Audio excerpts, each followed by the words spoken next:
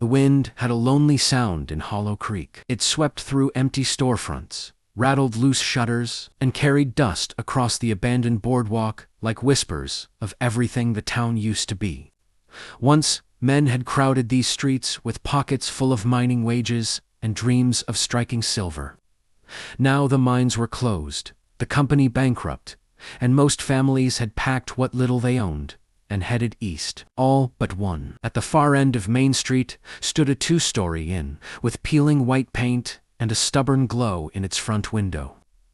Every night, without fail, Cristina lit the same brass lantern and hung it by the door. The Last Chance Inn was nearly empty. 2 rooms rented long-term. 2 widowers, too old to move on. But Cristina kept it running as though a full house might arrive any minute. She scrubbed the floors. She aired out the linens. She brewed coffee at dawn, and every evening she lit the lantern. Foolish pride. Old Mr. Handley had muttered more than once from his rocker near the hearth. "Town's dead, Miss Cristina. Best let it rest." Cristina would only smile.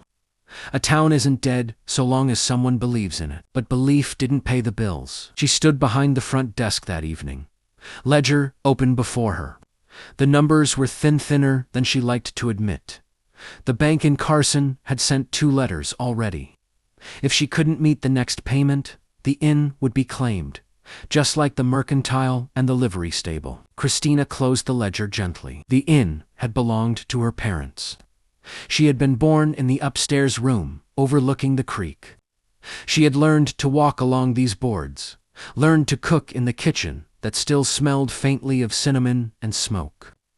Leaving wasn't just business, it was surrender. Outside, the sun dipped low, painting the hills in copper light.